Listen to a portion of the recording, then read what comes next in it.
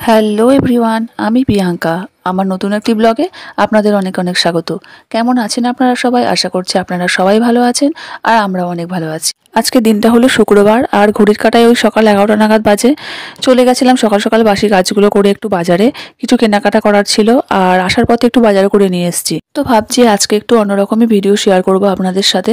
বাজার করে বাড়ি আসার পথে একটু দেশি মুরগির মাংস কিনে নিয়ে এসেছিলাম আর সেই রেসিপিটাই আজকে আপনাদের সাথে শেয়ার করব। এখানে প্রায় 2 কিলো মতন মাংস আছে। তো সবার প্রথমে মাংসগুলো আমি ধুয়ে নিচ্ছি আর এদিকে মাংস রান্না করতে যেসব জিনিসগুলোর প্রয়োজন সেগুলো সব আমি জোগাড় করে নিয়েছি। কেটে নিয়েছি আলু, পেঁয়াজ, টমেটো আর মটরশুঁটি।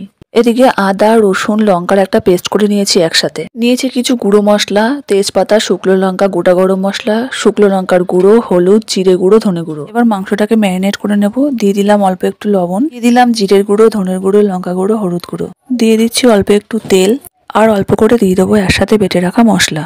আর এবার সমস্ত উপকরণ দিয়ে মাংসটাকে ভালো করে হাত দিয়ে ম্যারিনেট করে নেব। মাংসটা ম্যারিনেট করা হয়ে গেলে ঢাকা দিয়ে রেখে দেবো প্রায় 30 মিনিট। এরপর গ্যাস জ্বালিয়ে কড়া গরম করে নিয়ে দিয়ে দিলাম পরিমাণ মতন সর্ষের তেল গরম করতে। তেলটা গরম হয়ে গেছে, এবার একটা একটা করে আলুগুলো তেলের ওপর ছেড়ে দিলাম। দিয়ে দিলাম পরিমাণ মতন লবণ আর একটুখানি হলুদ। এবার আলুগুলো লাল লাল করে ভেজে নেব। আর রেসিপিটি রান্না করছে আমার হাজবেন্ড। তো আলুগুলো ভাজা কমপ্লিট, এবার আলুগুলো তুলে নেব।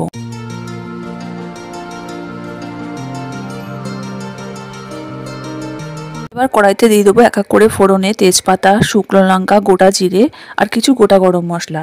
আর এবার সমস্ত উপকরণগুলো ভালো করে নেড়ে ছেড়ে নিলাম। এবার দিয়ে দেবো পেঁয়াজ।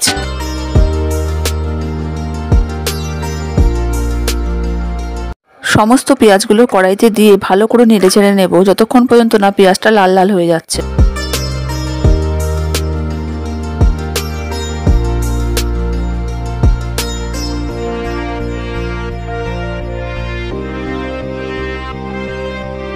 এদিকে দেখুন পেঁয়াজগুলো প্রায় লাল লাল করে ভাজা হয়ে গেছে। এবার দিয়ে দেবো বেটে রাখা মশলা। তো মশলাটা দেওয়া হয়ে গেলে আবারও ভালো করে নেড়ে নেবো একটু লাল লাল করে। তো আমাদের মতন আপনারাও একবার সেম পদ্ধতিতে মাংস রান্না করে খেয়ে দেখুন, আশা করছি খুব ভালো লাগবে। এইভাবে মাংস রান্না করলে সত্যি মাংসটা খেতে খুব টেস্টি হয়।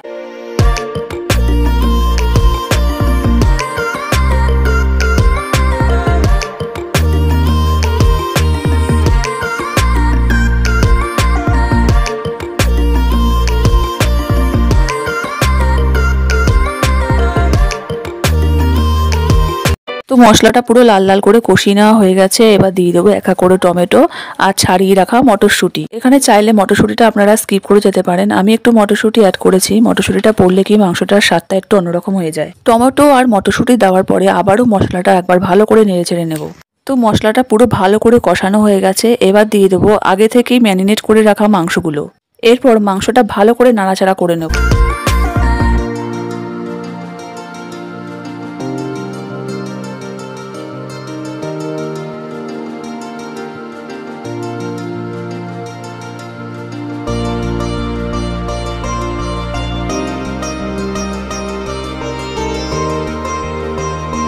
এবারে আবার অ্যাড করছি লঙ্কার গুঁড়ো, ধনের গুঁড়ো, জিরের গুঁড়ো, হলুদ গুঁড়ো আর স্বাদ মতন লবণ।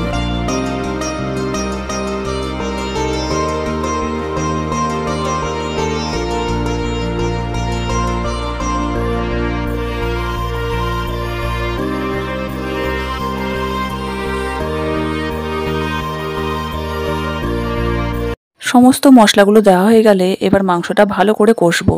আর তোমরা দেখবে অনেক সময় কষতে কষতে না মাংস থেকে কিছুটা জল বেরোয়, আবার অনেক মাংসতে কিন্তু বেরায়ও না।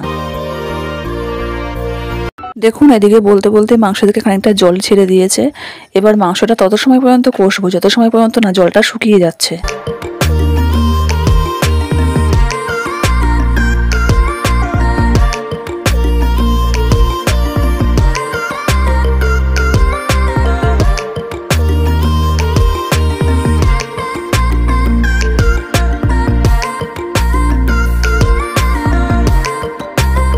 মাংস কষানো কমপ্লিট, এবার পরিমাণ মতন জল দিয়ে দেওয়া হলো। আর জল দেওয়ার আগে দিয়ে দিয়েছিলাম ভেজে রাখা আলু, সেইটা আর আপনাদেরকে দেখানো হয়নি। আপনারা যদি চান মাংস কষানোর সময় আলুটা অ্যাড করে দিতে পারেন।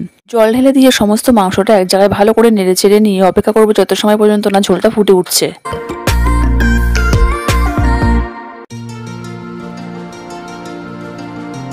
টকবক করে ফুটে ওঠার পর একটু যখন গামাখো মাখো হয়ে যাবে, গরম মশলা দেওয়া হয়ে গেলে মাংস কমপ্লিট।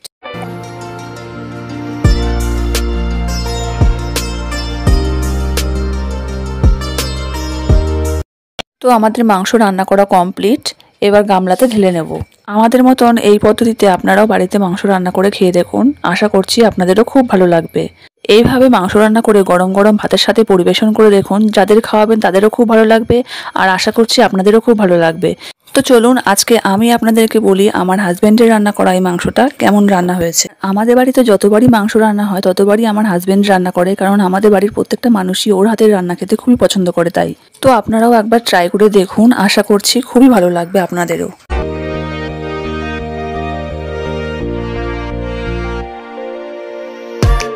তো চলুন এবার আমি ট্রাই করে দেখি, আর সত্যি মাংসটা খেতে অসাধারণ হয়েছিল।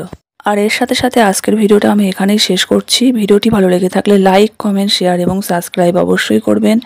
সুস্থ থাকবেন, সবাই ভালো থাকবেন। দেখা হচ্ছে অন্য একটা ভিডিওতে, অন্য একটা ব্লগের মাধ্যমে। ততক্ষণের জন্য বাই বাই।